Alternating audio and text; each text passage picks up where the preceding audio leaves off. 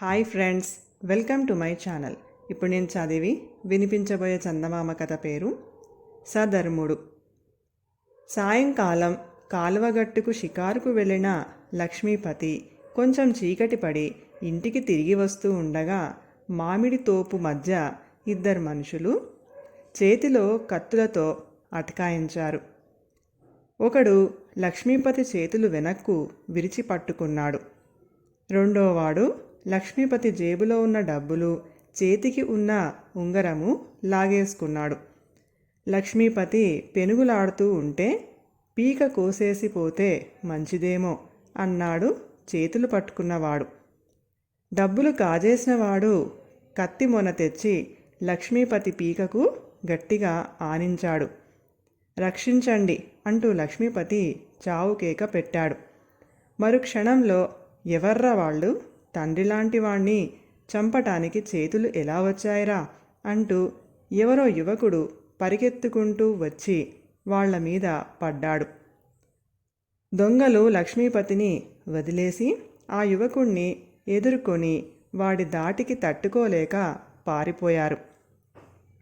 సగం చచ్చి చతికిలపడి ఉన్న లక్ష్మీపతి ఆ యువకుడికి చేతులు జోడించి, సమయానికి దేవుడిలా వచ్చి కాపాడావు, నీ మేలు మరువను, దయచేసి నన్ను మా ఇంటికి చేర్చు అన్నాడు.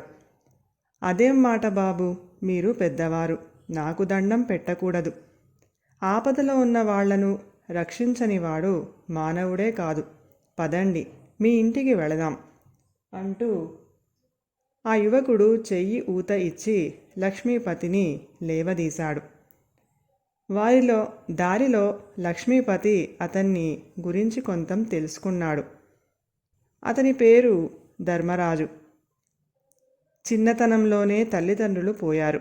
ఊరి వాళ్ల సహాయంతో చదువుకొని ఉద్యోగ ప్రయత్నం మీద ఈ ఊరు వచ్చాడు. ఇంకా బస ఏర్పాటు చూసుకోలేదు. ఇంటికి చేరుతూనే లక్ష్మీపతి తన కూతురికి జరిగింది అంతా చెప్పి, ఈ ధర్మరాజు సమయానికి రాకపోతే ఈ పాటికి నా శవమే ఇల్లు చేరి ఉండేది అన్నాడు. కళ్యాణి కంటనీరు పెట్టుకొని, ఒంటరిగా చీకటి పడినదాకా తిరగవద్దంటే వినవు. నా అదృష్టం బాగుండి ఇవాళ సమయానికి ఆయన వచ్చారు అంటూ ఆమె ధర్మరాజుకు తన కృతజ్ఞతలు చెప్పుకుంది. ఇక నాకు సెలవిప్పించండి అన్నాడు ధర్మరాజు. అదేమిటి, ఈ చీకట్లో బస ఎక్కడ వెతుక్కుంటావు, నువ్వు మా అతిథివి అన్నాడు లక్ష్మీపతి. కళ్యాణి వెంటనే ధర్మరాజు కోసం ఒక గది సిద్ధం చేసింది. భోజనాల దగ్గర లక్ష్మీపతి ధర్మరాజుతో, నాకు లక్షల కొద్దీ ఆస్తి ఉంది, అయితే మా కళ్యాణిని ఒక సధర్ముడి చేతిలో పెట్టిన దాకా నాకు సంతృప్తి లేదు అన్నాడు.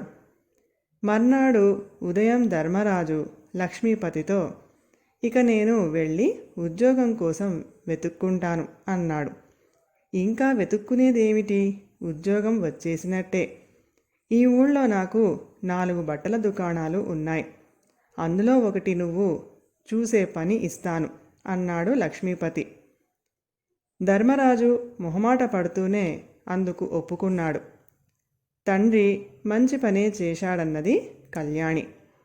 కానీ త్వరలోనే ఆమెకు ధర్మరాజు మీద సదభిప్రాయం పోయింది. అతను తన తండ్రి ఉన్నప్పుడు ఒకలాగు, లేనప్పుడు మరొకలాగా ప్రవర్తిస్తున్నాడు. కళ్యాణిని ఆకర్షించడానికి వెకిలి చేష్టలు చేస్తున్నాడు. ఆమె ఒకసారి తండ్రితో, ధర్మరాజు మన ఇంట్లో ఎంతకాలమని ఉంటాడు, అతనికి వేరే ఇల్లు చూడు అన్నది. అది నిజమే, అతను పరాయివాడుగా మన ఇంట్లో ఎంతకాలం ఉంటాడు, అతను సధర్ముడు, నిన్ను పెళ్లి చేసుకోవటానికి ఇష్టపడుతున్నాడు, మనం కోరినట్టు ఇల్లరికం ఉండిపోగలడు, నువ్వేమంటావు అన్నాడు లక్ష్మీపతి. కళ్యాణి ఈ మాట విని నిర్ఘాంతపోయింది. తనతో ముందు చెప్పకుండా ఈ విషయం తన తండ్రి ధర్మరాజుతో చర్చించటంతో తనకు అవమానం జరిగినట్టు ఆమె భావించింది. ఆమె తన స్నేహితురాలి అన్న రాజేశాన్ని ప్రేమించి ఉంది. కానీ ఆ సంగతి ఆమె తన తండ్రికి చెప్పలేదు. రాజేశం తన కులం వాడు కాదు. అతను సధర్ముడు అని ఎలా తేల్చావు అని ఆమె తండ్రిని అడిగింది. లక్ష్మీపతికి కోపం వచ్చింది. పిచ్చిగా మాట్లాడకు, నేను మనుషులను అర్థం చేసుకోగలను. పై మాసం నీకు అతనికి పెళ్లి ఖాయం అన్నాడు ఆయన. ఆమె తండ్రితో ఏమీ అనలేక విసురుగా బయటికి వస్తూ ధర్మరాజు తమ సంభాషణ ఆలకిస్తూ ఉండినట్టు తెలుసుకుంది. ధర్మరాజు చప్పున తన గదిలోకి వెళ్ళిపోయాడు. ఆ రాత్రి కళ్యాణికి ఆలోచనలతో నిద్ర రాలేదు. తన కర్తవ్యం గురించి రాజేశంతో చర్చించడానికి ఆమె నిశ్చయించుకుంది. ఇంతలో ధర్మరాజు గదిలో నుంచి చావుకేక వినిపించింది. ఇంకా మేల్కునే ఉన్న కళ్యాణి చప్పున అతని గదిలోకి పరిగెత్తింది. ధర్మరాజు మంచం మీద బిగుసుకుపోయి కూర్చొని ఉన్నాడు. మంచం రెండో చివర తెల్ల గండు పిల్లి ఒకటి నిలబడి ఉంది. కళ్యాణిని చూడగానే అతను, పిల్లి, దాన్ని తరిమేయ్ అని గొనిగాడు. అతను పిల్లిని చూసి అలా భయపడటంతో కళ్యాణి ఆశ్చర్యపోయింది. అది ఏమీ చెయ్యదు, పెంపుడు పిల్లి అంటూ కళ్యాణి పిల్లిని ఎత్తుకుంది. నాకు పిల్లి అంటే అసహ్యం, ఏమి చేస్తుందని కాదు అన్నాడు ధర్మరాజు సర్దుకుంటూ. కళ్యాణికి ఆ మాటలలో నమ్మకం కుదరలేదు.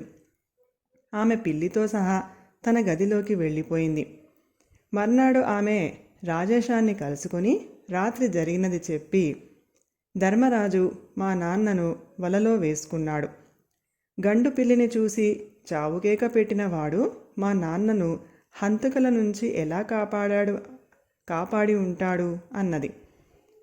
వాడి గుట్టు నేను రట్టు చేస్తాను, మనం ముందు ఒక విషయం రూఢీ చేసుకోవాలి అంటూ రాజేశం ఆమెకు ఒక ఆలోచన చెప్పాడు. మర్నాడు సాయంత్రం కళ్యాణి ధర్మరాజుతో, కొండ మీద కామాక్షి ఆలయానికి పోదామనుకుంటున్నాను, తోడు వస్తావా అన్నది. ధర్మరాజు సంతోషంగా ఆమె వెంట బయలుదేరాడు. వాళ్ళు దేవీ దర్శనం చేసుకొని కొండ దిగేటప్పుడు చీకటి పడుతుంది. ముందు అనుకున్న ప్రకారం రాజేశం ఒక చెట్టుచాటు నుంచి చప్పున ముందుకు వచ్చి కళ్యాణి మెడలో హారం తెంపుకున్నాడు. దొంగను పట్టుకోండి, 10,000 హారం అని కళ్యాణి అరిచింది. రాజేశం పారిపోయే ప్రయత్నం చెయ్యక అక్కడే నిలబడి ధర్మరాజుతో, వస్తావురా, రా, నీ కంఠం పిసికి కొండ కింద నీ శవాన్ని గిరాటు వేస్తాను అంటూ జబ్బలు చరుచుకున్నాడు. ధర్మరాజు నిల్చున్న చోటు నుంచి కదలక నిలువున వణికిపోతున్నాడు.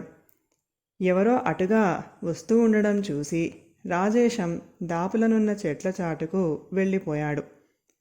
హారం పోతే పోయింది, ప్రాణాలు దక్కాయి, పోదాం పదండి అన్నది కళ్యాణి. మర్నాడు కళ్యాణి తనను కలుసుకున్నప్పుడు రాజేశం రూఢి అయిపోయింది. ధర్మరాజు బొత్తిగా పిరికివాడు. కిరాయి దొంగలతో నాటకం ఆడించి మీ ఇల్లు చేరి నిన్ను పెళ్లాడి మీ ఆస్తిని కాజేయాలని ఎత్తువేశాడు. వాడి ఆట నేను కట్టిస్తాను, నువ్వు ఇలా చెయ్యి అంటూ ఆమెకు మరొక ఆలోచన చెప్పాడు. మర్నాడు సాయంత్రం రాజేశం లక్ష్మీపతిని కలుసుకొని, నా పేరు రాజేశం, నేను మీ మేలు కోరి ఒక సంగతి మీకు తెలియజేయడానికి వచ్చాను. మీరు అల్లుణ్ణి చేసుకోబోతున్న ధర్మరాజు అసలు రూపం తెలుసుకోదలిస్తే నా వెంట రండి అన్నాడు. లక్ష్మీపతికి వెళ్ళాలని అనిపించలేదు. కానీ ఆ రాజేశం మాటల చాటున ఏదో భయంకర సత్యం ఉండవచ్చునని తోచి అతని వెంట వెళ్ళాడు. చీకటి పడి ధర్మరాజు ఇంటికి రాగానే కళ్యాణి అతనితో, నీకోసం 2 మనుషులు వచ్చారు. వాళ్ళు నీకేదో మహా ఉపకారం చేశారట. అందుకు తగిన ప్రతిఫలం నీ నుంచి వాళ్లకు ముట్టలేదట. ఇప్పుడు వాళ్లను కలుసుకోమన్నారు అంటూ రాజేశం ఇంటి గుర్తులు చెప్పింది. ఈ మాటలు వింటూ ధర్మరాజు ముఖం రంగులు మారింది. అతను వెంటనే, బయలుదేరి రాజేశం ఇంటికి వెళ్ళాడు. రాజేశం ఈ లోపల ఇంటి ముందు గదిలో దీపం తగ్గించి త్వరలోనే ధర్మరాజు ఇక్కడికి వస్తాడు, అతని మాటలు శ్రద్ధగా వినండి అని లక్ష్మీపతితో అన్నాడు. ధర్మరాజు వస్తూనే చీకటి గదిలో ఇద్దరు మనుషులు ఉన్నట్లు గమనించి కోపంగా, మీకేమైనా మతిపోయిందా? తిన్నగా మామగారు కాబోయే ఇంటికే వస్తారా? ఆయన మిమ్మల్ని గుర్తుపట్టి ఉంటే ఏమయ్యేది? మీరు చేసిన దానికి రెట్టింపు మీకు అది వరకే ముట్టింది. నేను ఇచ్చిన 100 కాక ముసలాడి డబ్బు ఉంగరము పుచ్చుకున్నారు. మీ ఆశకు అంతులేదా? పెళ్లి కాగానే ముసలాడిని మూల కూర్చోబెట్టి పెత్తనం చేతిలోకి తీసుకుంటాను. అంతదాకా ఓపిక పట్టండి. ఈలోపుగా మీరు ఆ ఛాయలకు వచ్చారంటే అసలుకే మోసం అని నోటికి వచ్చినట్లు వాగాడు. ఆ సమయంలో రాజేశం దీపం వత్తి పెద్దది చేశాడు. ఆ వెలుగులో లక్ష్మీపతిని, రాజేశాన్ని చూడగానే ధర్మరాజు నోరు వెళ్ళబెట్టాడు. అప్పుడే కళ్యాణి లోపలికి వచ్చి, చూశారా నాన్న, సధర్ముడు స్వకులస్థుడు అంటూ ఈ పచ్చి మోసగాణ్ణి నెత్తిన పెట్టుకున్నారు. అతడి నుంచి మనని ఈ రాజేశం కాపాడకపోతే మన పాటలు కుక్కలు కూడా పడేవి కాదు అన్నది. లక్ష్మీపతి ధర్మరాజు కేసి అసహ్యంగా చూసి, నువ్వు వెంటనే నా ఎదుటి నుంచి వెళ్ళకపోతే నిన్ను రక్షక భట్లకు అప్పగిస్తాను అన్నాడు. అవకాశం దొరికినదే చాలునని ధర్మరాజు నిష్క్రమించాడు. రాజేశం ఏ కులస్థుడైనా అతనే నిజమైన సధర్ముడు అని కళ్యాణిని రాజేశానికి ఇచ్చి పెళ్లి చేయటానికి లక్ష్మీపతి ఒప్పుకున్నాడు.